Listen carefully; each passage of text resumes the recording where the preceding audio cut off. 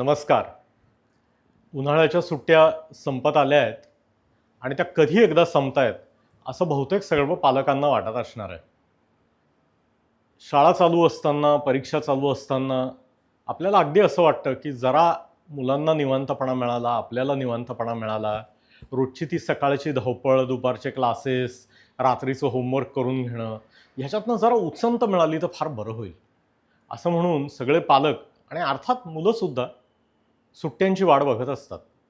पण सुट्ट्या सुरू झाल्या, की एक 7-8-10 दिवसामध्ये कधी एकदाचं शाळेला परत जातोय किंवा निदान ही सुट्टी तरी नको, असा त्रास पालकांना वाटायला लागतो, बरेचदा मुलांना सुद्धा वाटतो.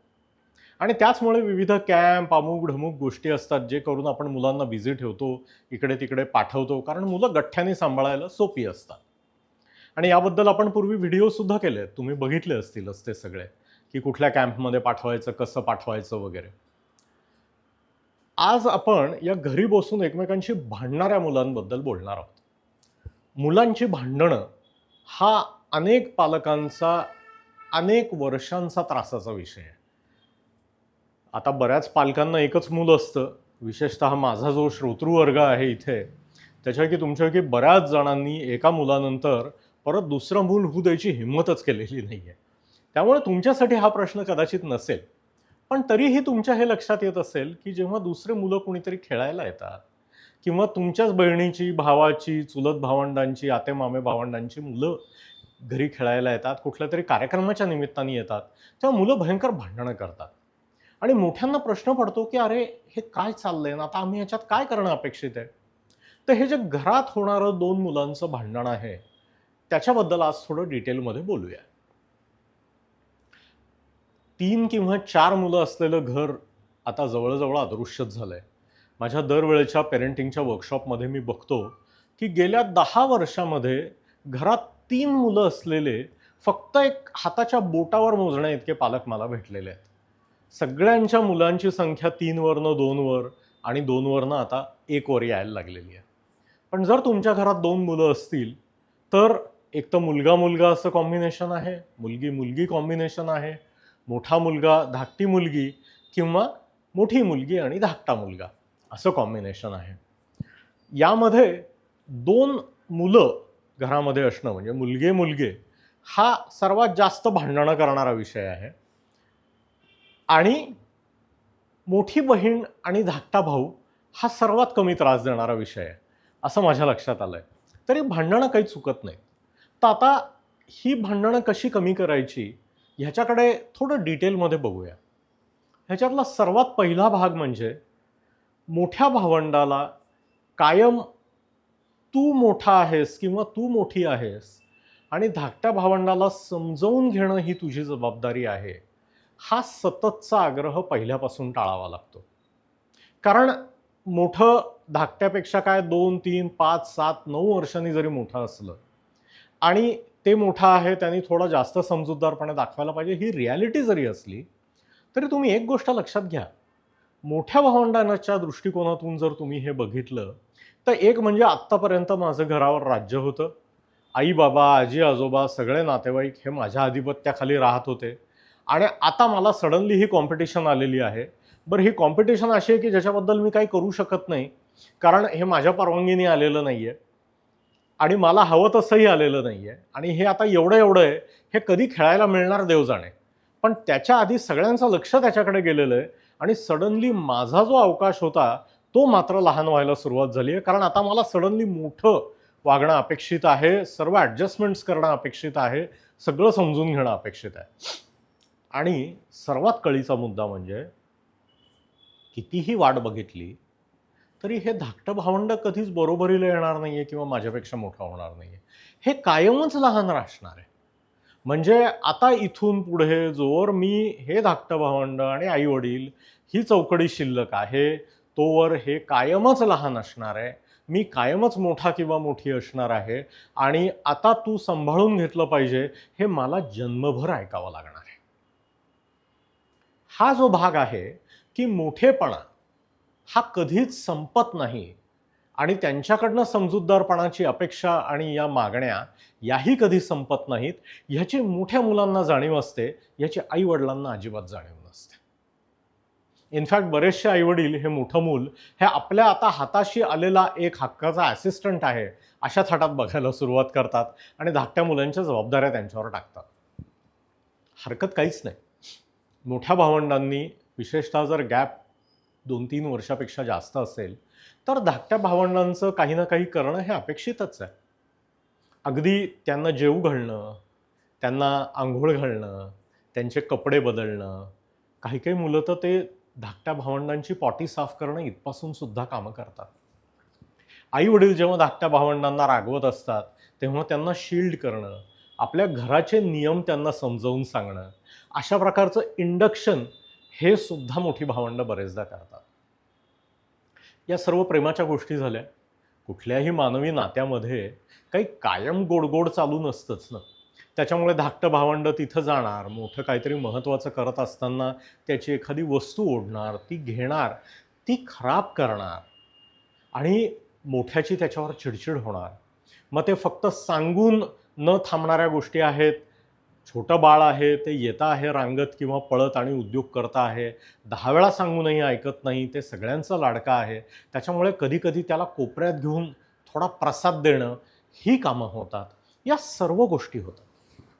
आणि जेव्हा ही भांडणं वाढायला लागतात, त्याचा आवाज वाढायला लागतो, शारीरिक इजा, तुम्ही यांना कशाला आणलं, इथपर्यंत या गोष्टी जातात आणि एवढं सगळं होत असूनही धाकटं भावंड पुन्हा पुन्हा त्या मोठ्या भावंडाशी खेळायला जात राहतं. तेव्हा आई-वडिलांना याचं काय करावं कळत नाही. आणि मोठ्या भावंडाला तरी किती सांगणार? त्यांनी तरी किती ऐकून घ्यायचं? असा सगळा गोंधळ होऊन बसतो. ह्याच्यावर काही अगदी सरळ साधे उपाय आहेत. अर्थात कुठलाच एक उपाय असा नाही आहे की ज्यांनी तुमचा प्रश्न 100% सुटणार आहे आणि ही 2 भावंडं ही अगदी श्रीराम आणि श्री लक्ष्मण यांच्यासारखी कायम एकमेकांचे हात धरून जन्मभर आनंदाने राहणार आहेत, एकमेकांसाठी जीव द्यायला तयार होणार आहेत. असं काही होणार नाही आहे. पण निदान तुमच्या डोक्याचा त्रास कमी होण्याच्या काही काही आयडिया आहेत. त्यातला पहिला भाग म्हणजे या 2 भावंडांचं भांडण हे सीरियस आहे का? हे पहिल्यांदा तुम्हाला कळलं पाहिजे. कारण ते जर खूप सीरियस असेल तरच आपल्याला पालक म्हणून त्याच्यामध्ये हात घालायचा आहे आणि ते सोडवायचा प्रयत्न करायचा आहे. ह्याचा साधा निष्कर्ष, याचा साधं एक प्रमाण असं आहे की आई-वडील, आजी-आजोबा म्हणजे घरातले मोठे नसताना ही दोघं एकमेकांशी कशी वागतायत. जर हे दोघं जेव्हा बाहेर जातात, खेळायला जातात, नातेवाईकांकडे किंवा मित्रांकडे जातात किंवा आई-बाबा बाहेर गेलेले असताना आजी-आजोबांबरोबर घरी राहतात किंवा सांभाळणाऱ्या व्यक्तीबरोबर घरी राहतात, तेव्हा ते कसे वागता आहेत हा फार महत्त्वाचा भाग आहे. आई-वडील समोर नसताना जर या दोघांचं चांगलं जमत असेल, ते एकमेकांची काळजी घेत असतील, एकमेकांशी व्यवस्थित खेळत असतील, गोष्टी शेअर करत असतील, तर तुम्हाला पालक म्हणून काळजी करण्यासारखं काहीही नाही. हा फार महत्त्वाचा मुद्दा आहे. तुम्ही समोर नसताना जर 2 मुलांचं चांगलं जमत असेल, तर तुम्हाला पालक म्हणून काळजी करण्याचं काहीही कारण नाही. त्यांच्या नात्याची वीण घट्ट आहे. जेव्हा तुम्ही समोर येता, तेव्हा तुमच्यासाठीची कॉम्पिटिशन आहे, तेवढ्यापुरतं हे मर्यादित आहे. त्यांच्या मूलभूत नात्यामध्ये काहीही गोंधळ झालेला नाही आहे. हा फार महत्त्वाचा भाग आहे. हे लक्षात ठेवा.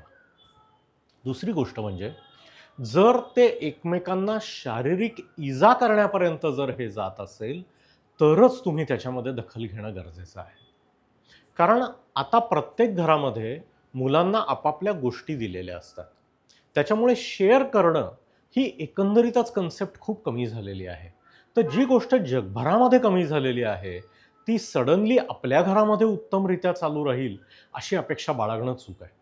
त्याच्यामुळे वापरल्या न जाणाऱ्या किंवा लहानपणी असलेल्या गोष्टी धाकट्या भावंडाला देणं, ह्याला युजुअली मोठी भावंडं तयार होतात. पण ते सध्या वापरत असलेल्या गोष्टी या धाकट्या भावंडांना द्यायला त्यांना आवडत नाहीत. कारण त्या त्यांनी आई-वडिलांकडून मोठ्या कष्टाने मिळवलेल्या असतात, बक्षीस म्हणून मिळवलेल्या असतात, हक्काने मिळवलेल्या असतात. आणि अशा वेळी धाकट्या भावंडाच्या भोवती बाउंडरी घालणं हे आई-वडिलांचं फार महत्त्वाचं काम आहे. दरवेळी मोठ्याला तू फक्त सहन कर, तू असू दे, समजून घे, असं सांगू नये. धाकट्या भावंडाला हे त्याचं आहे याला तू हात लावायचा नाहीये किंवा हा त्याचा अभ्यासाचा वेळ आहे ह्याच्यात तू मध्ये जायचं नाहीये. ही धाकट्या भावंडाला बाउंडरी घालणं अत्यंत गरजेचं आहे. ही जेव्हा तुम्ही धाकट्या भावंडाला बाउंडरी घालायला सुरुवात करता, तेव्हा मोठ्या भावंडालाही थोडा धीर येतो, की या धाकट्या भावंडाला टॅकल करणं ही माझी एकट्याची जबाबदारी नाहीये. मी इथे हतबल नाहीये, की ह्यानी मला येऊन वाटेल तसा त्रास द्यायचा आणि मी मात्र गपचूप सगळा हसऱ्या चेहऱ्याने ऐकून घ्यायचं, असं नाहीये. आई-वडिलांनाही माझा प्रॉब्लेम कळतो आहे. आणि आपला प्रॉब्लेम कोणाला तरी कळतो आहे, ह्यातच 80% समाधान असतं. की मला हे एकट्याला सोडवावं लागत नाहीये. माझे आई-वडील किंवा घरातल्या मोठ्यांना हे समजतं आहे. ते त्यांच्या परीने प्रयत्न करत आहात. एवढं समाधान 80 ते 90% वेळा हे भांडण सोडवून देतं. जेव्हा 2 बॉईज, 2 मुलगे घरामध्ये आहेत आणि ते एकमेकांच्या उरावर बसून मारामाऱ्या करतायत, तेव्हा मात्र एक महत्त्वाची स्टेप घ्यावी लागते. ते म्हणजे ताबडतोब स्टेप इन करून त्या दोघांनाही 2 वेगळ्या ठिकाणी पाठवणे. वेगळ्या ठिकाणी म्हणजे घराबाहेर नव्हे, घरातच वेगळ्या ठिकाणी पाठवणे आणि एकमेकांशी बोलायची बंदी करणे काही वेळासाठी. काय होतं, त्यांच्यापैकी जी मार खाणारी व्यक्ती आहे किंवा आई-वडिलांना ज्याच्याबद्दल कणाव वाटते, विशेषतः धाकटं मूल, त्याच्या मदतीला आई-वडील धावून जातात. ते भांडण थांबवतात आणि मोठा रामशास्त्री प्रभुणेचा आव आणून ॲक्चुअली कोणाची चूक आहे हे शोधायचा प्रयत्न करतात. मी तुम्हाला 100% सांगू शकतो, की प्रत्येक भांडणाचं मूळ हे भयंकर खोलवर गेलेलं असतं. आत्ता कोणी सुरुवात केली, मग काल कोण काय म्हटलं होतं, मग 10 दिवसापूर्वी कोणी सुरुवात केली होती, मग त्याच्या आधी 4 महिन्यापूर्वी काय झालं होतं, अशी मुलांच्या मनामध्ये अख्खं अकाउंट ओपन असतं. त्याच्यामुळे तुम्ही जर तिथे जाऊन कोणाचं योग्य आणि कोणाचं अयोग्य हे करायचा प्रयत्न केलात, तर हे होणार नाहीये. उलट मुलांना असं वाटायला लागतं, की तुम्ही कोणाची तरी बाजू घेता आहात. तुम्ही किती जरी निस्पृह आणि निष्पक्ष राहायचा प्रयत्न केला, तरी मुलांना असं वाटत असतं, की तुम्ही त्यांच्या बाजूने असावं आणि तुम्ही जर त्यांच्या बाजूने नसाल, तर ह्याचा अर्थ तुम्ही दुसऱ्याच्या बाजूने आहात, असा उरफाटा न्याय मुलं लावतात. त्यामुळे कोणी काय केलं हे शोधायचा प्रयत्न न करता त्यांना दोघांना सेपरेट करणे, त्यांना दोघांना एकमेकांशी न बोलता बसायला लावणे आणि पुढचा 1 दिवस किंवा 24 तास किंवा 2 दिवस तुम्हाला दोघांना एकमेकांशी बोलायची परवानगी नाही, हा नियम घालणं फार महत्त्वाचं आहे. कारण घरातल्या भावंडांना एकमेकांशी बोलण्यात, एकमेकांशी खेळण्यात, एकमेकांशी गप्पा मारण्यामध्ये भयंकर इंटरेस्ट असतो. भांडण जरी कितीही खरं असलं, तरी एकमेकांशी वागायची ओढसुद्धा खरी असते. त्यामुळे तिथे न्यायनिवाडा न करता दोघांनाही शिक्षा देणं आणि त्यांच्या वयाचा मुलाहिजा न बाळगता शिक्षा देणं हे गरजेचं आहे. ही शिक्षा काय असते, की आज घरामध्ये टीव्ही लागणार नाही. तुमच्या आवडीची अमुक-अमुक एक गोष्ट आज घरामध्ये होणार होती, ती होणार नाही. म्हणजे ज्याला आपण प्रिव्हिलेजेस म्हणतो, हे प्रिव्हिलेजेस काढून घेणे, स्पेशल गोष्टी काढून घेणे 24 तासासाठी किंवा 48 तासासाठी एवढी शिक्षा पुरेशी असते. तुम्ही जर चुकांचं मूळ शोधायला गेलात, तर ही भांडणं वाढतात आणि आई-वडिलांच्याबद्दल मुलं वेगळ्या-वेगळ्या आढ्या मनामध्ये धरून बसतात. त्यामुळे भारतीय न्यायपालिकेसारखं वागायचं आहे, की तुम्ही आमच्यापर्यंत भांडण आणलं, ह्याचीच तुम्हाला दोघांना शिक्षा होणार आहे. तुम्हाला जर शिक्षा नको असेल, तर तुमची भांडणं एकतर करू नका किंवा तुमच्या लेव्हलला सोडवा. आम्ही इन्व्हॉल्व झालो, की दोघांनाही शिक्षा होणार. हा नियम हे मुलांना समजलं पाहिजे आणि हे एक वर्षाचं आणि एक 9 वर्षाचं जरी असेल, तरी सुद्धा पाळलं गेलं पाहिजे. दोघांनाही त्यांच्या वयानुसार यथायोग्य शिक्षा ही भांडण केल्याबद्दल झाली पाहिजे. ही शारीरिक शिक्षा नाही, ही शाब्दिक माराची शिक्षा नाही. ही त्यांची आवडती गोष्ट किंवा त्यांना कबूल केलेली गोष्ट त्यांच्यापासून 24 तास, 48 तास, 1 आठवडा काय भांडणाची जेवढी व्याप्ती असेल त्याप्रमाणे त्यांच्यापासून दूर करणे. आई-वडिलांनी शांतपणे हे भांडण सोडवायचा एवढा खरा एकुलता एक उपाय आहे. बाकीचे जे बारीक-सारीक तो मला हा म्हणाला आणि ती मला ते म्हणाली आणि तिने माझ्याकडे वाकड्याच नजरेने बघितलं आणि त्यांनी माझ्याकडे बघून जोरजोरात श्वासच घेतला वगैरे असली भांडणं हे काय म्हणणार स्टॉर्म इन टी कप म्हणजे चहाच्या पेल्यातली वादळं आहेत. त्याच्याकडे दुर्लक्ष करावं. हो का बरं मी सांगतो हं, एवढं म्हणून दुर्लक्ष करायच्या या गोष्टी आहेत. त्याच्या पलीकडे घ्यायचं नाहीये. म्हणजे काय? तर तुमच्या पाठीमागे तुम्ही समोर नसताना मुलं व्यवस्थित वागत असतील, तर त्यांचं उत्तम चाललंय, तुम्ही काळजी करायचं कारण नाही.